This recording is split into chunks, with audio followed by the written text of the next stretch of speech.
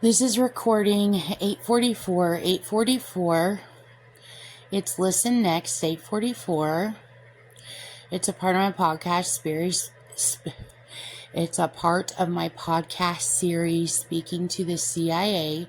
You can find me at speakingtothecia.com or ChristinaStation918.com. Okay, again, so this is recording Listen Next, 844. Okay, so I'm going to continue. I'm going to try to get this all in one recording.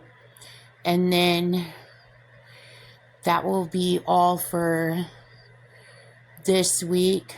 And then I'll continue next week. Okay, so, all right. So also, this is, again, more links, more connection, more of my decoding Jean Jernigan Robertson, her Manson occult, stalking me and my family and my friends, all of our lives, and which all links to past, present, future terrorism. Okay, so that she also committed, obviously. Okay, so back in the 70s, I want to go back to when Jean Roberts used Ice on Me when I was in the backyard in grade school. I lived at 306 East Street on the house on the corner of East and Cottonwood in Globe, Arizona. Okay, so my mom bought me for my birthday a little Lipton soup radio. Okay, so I want to go back and revisit that again. That's already on my podcast, but I have more connections here. Okay, so just real briefly, she iced me and she spoke to me in my brain, telling me to pick up my radio and take it and throw it over the back fence. So it was like she was giving me a command. So I took my radio, and it was very random, and I picked it up and I threw it over the back fence. Then a year later, I was like, she put in my brain again, icing me again. She put in my brain, go see if your radio is still over there. So I went out the back gate and climbed around the back of the fence, which now it looks like, looking on Google Maps, it now looks like it's a concrete fence, but we used to have a wood fence. Jeff built the fence. Anyways, I went back around the fence, and there was all kinds of brush and stuff. It was like a steep little incline, and there was all kinds of brush and stuff I had to climb through, and I went and climbed through all of it, trying to see if my radio was over there. And there it was. My radio was still over there. I picked up my radio. I'm like, it's still here. And I turned it on and it still worked a year later. And I was so happy that I found my radio and I went back home. So you can just see my previous podcast and all of this. Okay. So this also goes to this. So my mom's barley soup. My mom used to make really good barley soup. Okay. So that goes to this incident, okay, because barley soup and then Lipton soup, okay, and then you have barley she's using, not my mom, Jean Jernigan Roberts, icing my mom, she's using Barker Ranch, okay, and then BL, she's using bile, she's using liver bile, she's autographing her icing me and my mom using her Charles Manson signature. As you know, the Beatles were from Liverpool, England. Okay, so anyway, so this goes to that. Now, another time that this happened to me, she did this to me again, ice raping me again. This time in high school, I was at Apache Lake. Okay, and I lost my sunglasses. There's a specific kind of sunglasses. Everybody was wearing Ray-Bans, but there was this other specific style of sunglasses that were really, really popular. And they were my favorite style. And I lost my sunglasses in the lake. Okay. And anyway, a year later, we go back to Apache Lake again, and I'm swimming in the water, and I find my sunglasses. And I just thought this was just a miracle. My sunglasses are in the very same spot where I lost them, and I find them a year later in the lake. So then this also goes, so all of this is all connected. So there's probably a lot more ciphers in this because it's all linked and it's probably all decodable. Then that goes again back to the 70s when I was little again, when I was at Roosevelt. And I was either at Lake Roosevelt or Lake Powell. I think I was at Lake Roosevelt, because it was before my parents started going to Lake Powell. And I stepped on the beer can, the rusted beer can, or the beer can, and then I got the tetanus shot, the stitches in the tetanus shot. Okay, it's probably why I keep thinking rusted all the time, because getting a tetanus shot for fear of the beer can being rusted. But anyway, I stepped on a beer can. Jean Jernigan Roberts again iced me to step on the beer can in the lake, and I stepped on the beer can and it cut my foot open.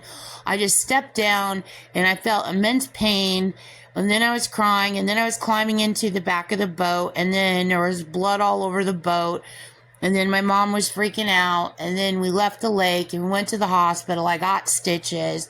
For the longest time I had a scar on the bottom of my right foot, and sometimes I can still kind of see it, but it's barely visible. But there's been a scar there in the center of my foot, and I was screaming and crying. I saw that needle going, and they were telling me that they had to put the needle in my cut in order to numb my foot, in order to put the stitches in, and I was terrified because the needle was going in the cut. So it's an open wound, and then she's stabbing my wound again. So I'm screaming and crying. So now, all of that is significant because of what Jean is bragging about, what she's doing in history, she's about to do again for crimes she's committed in history. And then she's going to rip them open again, because I'm going to find out, I'm going to decode it. I'm going to turn her in again, and it's going to cause double the pain to people, and then she's going to silence people, and then she's going to lie to people, which is causing even more pain. So it's pain on top of pain on top of pain. So again, this also connects to when I was at Roosevelt Lake, and the orange snake slithered over my right foot. Okay, so again, she iced the snake, she iced me. And all I remember seeing, and it's still in my brain, and I decoded a bunch from this, and I know it's signs of future snake terrorism, which we were already experiencing, but in very small ways, like with her ice raping the rattlesnake to go on my back porch on 11th Street, the first house we lived at in Globe, and then icing that snake. Anyway, and then it goes on and on and on. Like, her icing a snake underneath my apartment when I was pregnant with Anthony, and when I woke up and the couch was shaking and everything, there was a snake underneath our apartment. So, anyway, it also might be when, I don't know for a fact, but it also might be, I was living in North Chicago, and my dad sent me to Arizona for the summer, and I was staying at my mom's best friend's house, and her name was Patsy, and I was staying at her mom's house. So it was her mom's house, and then her son or her grandson lived there too. His name was Michael. I'm sorry, I was trying to control my speech. And he was really big into Metallica. I remember that. He was a headbanger. But anyway, there was an earthquake in California. And I remember the floor, I was laying on the floor watching TV, and I remember the floor shaking where I was in Phoenix, okay? And I was like, can I feel that? Is it possible to feel an earthquake that's happening in California, in Phoenix? Could the earthquake be that big? So that could have been a snake underneath me at that time too, moving the house. Because the whole floor went. So I don't know if that's literally earthquake that I felt or if that was a snake. But again, the orange snake slithering over my foot at Lake Roosevelt, she iced that snake. She iced me, and the snake slithered right over my right foot. So anyway, in this, she also encoded with that orange thing. That orange snake was fluorescent. As I told you before, it was fluorescent. It was bright fluorescent. Now, I know in these snake runs that she has, I've already told you this, she has electrical snakes underneath the ground. And I've been electrocuted by some of them in Dallas. And I was told during one snake run that some of those snakes are electrical eels, but I don't know, eels are in the water. So how could there be an eel underneath me on land in Oklahoma City or in a floorboard? Like, how is that even possible? So I don't know, but the electrocution feels different. So when you're getting stung by a viper, the electrical shock is like a sharp electrical stab. The electrical eels, and I don't know how this is possible without water. I do not understand the science of this. Those electrical eels, when they emit electricity to shock you and they're under the floor, it feels like the whole area that they're electrocuting feels like a hot ball of electrical fire, is what it feels like. So it's a different kind of electrocution feeling. So either one of them are bad. The being electrocuted by either of them is bad, but the way the electrocution feels different. So I don't understand how that is even possible. And I know some of those snakes are coming in. They're using Gene Robertson or Manson occult. Please stop controlling my speech, whoever is doing that. They're using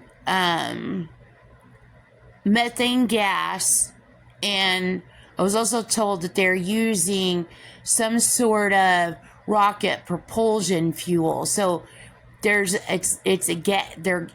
gas. It seems like they're swimming, but they're like floating. I don't understand all this. But you see all of my previous podcasts on my series, speaking to the CIA.com. But in this, she also encoded Orange Julius. Okay, so this also connects to when she iced me, Jane Jernigan Roberts iced me later on when I was going to Powell Elementary. I was in 9th grade, and I had gotten in trouble from my mom and Jeff. I had gotten grounded, and I was trying to outsmart them, and this is all an ICE event, all of this is. But my friends all had walkie-talkies, and I was trying to outsmart them because my mom was like, stay in your room, no friends, no TV, no nothing, you're on restriction. And I was trying to outsmart my mom, and my friends were like, she can't do that to you. Here's a walkie-talkie. So they gave me a walkie-talkie, and so I was talking to them on the walkie-talkie in my room, and then the reception went out, the reception cut out, and then I'm like, let me go see if I can pick up reception. So I headed up the stairs and went into the backyard, and we had a pool, and Jeff used to keep a rug over the pool retainer because it was really brittle from the Arizona sun, and the the mat wasn't over the top of it. Anyway, so I had the walkie-talkie on, and I was talking to my friends, and I was walking around the pool, and I stepped on the pool retainer. Again, this is Gene icing me, and I fell in the pool retainer. It was horrible. It was horrible. Anyway, it gouged out a part of my leg, my right leg. There's literally a hole in my leg. It literally took bone out of my leg. Still to this day, there's a dent in my leg. And my mom, I was like, do I need to go to the doctor? My mom's like, no, you're going to be fine. Just brush it off. So anyway, there's literally like a hole carved in my leg. Okay. So I decoded all of this whole event out. This is the ice event. I decoded all of this out. And in this, and you have to see my podcast again, this podcast, I decoded her, Jean Jernigan Roberts, bragging about, and she knew I was going to find out about this, bragging about committing the Tangshan earthquake in 1976. So that is connected to this also. And then when I decoded the Tangshan earthquake, I found out she had committed another earthquake before that. So that is in this podcast series.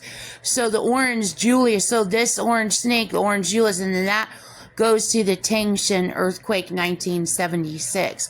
So Jean Roberts committed that crime also. Also, okay, so more on snakes. Okay, so back to, I was just talking about a couple podcasts back again, Mr. Cooper, my third grade PE teacher. Okay, so the parachute. Okay, so that also connects, going back again, that's my grade school years, okay, in third grade. So I'm sorry, that connects going forward to my high school years when I was going to Red Mountain High School. And Red Mountain High School is located on Brown and Power Road in Mesa, Arizona. So at lunch, we found out that the door to the auditorium was unlocked. A bunch of us in our friend clique.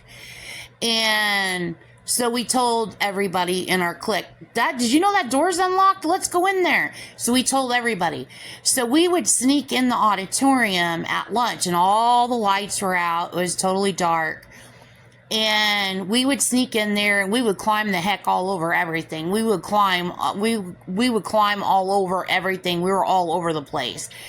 Anyway, there was an orchestra pit where the orchestra plays in front before the chairs, and there was a net that was suspended or latched between the stage and the chairs that covered the orchestra pit, okay, and it was like a knotted net. And so we were jumping on the net. We would go in there at lunch all the time, all of us. We would, Mario too, all of us, we would go in there and jump around on that net like it was a trampoline. We jumped on it all the time, okay? Now, from this memory, I decoded Jean Roberts and her Manson cult. This is a sign of future snake terrorism. And her having snake pits everywhere, and I've decoded a ton of this. This is a part of it. Her having snake pits everywhere underground in the United States of America, and some of these are on erosion timers, okay? So they've got timers set to them, so when they erode, the nets, I guess they're built around nets, and the nets erode, and then the snakes escape the snake pit, and then the snakes go up above ground. So anyway, so I've already got this in my podcast, but this is more to this because the bean bags on the parachute, us doing the bean bags on the parachute in third grade, goes to even that Cooper, and then the netted, the orchestra pit net, is like, it's like gigantic squares, like a woven square net. Okay, so it looks like chicken wire, but it's rope. It's black rope, and it's netted, and it was over the pit. Okay, so Anyway, so not only all of that you guys already know is CIA, but also more erosion, because the bean bags, if you take the bean bags falling through the squares of the net, that's showing land erosion. So it's not just snake pit erosion, but it's a land erosion also. And then also in that, again, propulsion. So there is that. And then the next thing is my favorite flavors. Anything that's my favorite, Jean uses to commit terrorism with. So again, I make you aware, so you know if there's crimes out there that she's committed. This is one of Christina's favorites. She probably used it just commit terrorism with it. So you guys know my favorite flavor is raspberry. I always joke around because people use an artificial flavoring. The raspberry color is blue, and I always go, my favorite flavor is blue. You're going to have to see all code on blue also, okay? Raspberry is my favorite flavor. It's always been my favorite flavor. It's from my grandma, from picking raspberries with her out in the fields in the White Mountains. She used to pick mushrooms, and she used to go raspberry picking, and she would make homemade preserves. She made the best. And when I was little in grade school, that's what we had for jams and jellies, was my grandma Wilson's homemade jams and jellies. So anyway, my other favorite flavors these are my 3 favorite flavors: watermelon, apricot, and raspberry. Look at the initials. And my favorite flavor, watermelon, that comes from my mom. And my favorite flavors, apricot and raspberry, that comes from my grandma. Look at the initials, WAR, war. And then look at the initials, my mom and grandma, GM, game, war, games. And those are my favorite flavors in the world.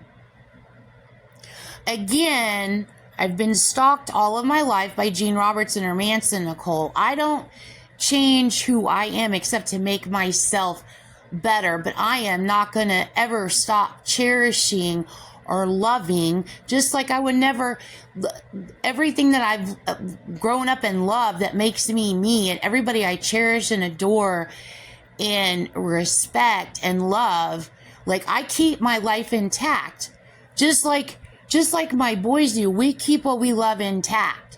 Just because you are guilty, Jean Jernigan Roberts, of stalking me and my family doesn't mean that our life changes. What happens is you get turned in, Jean Roberts, continually until you're arrested.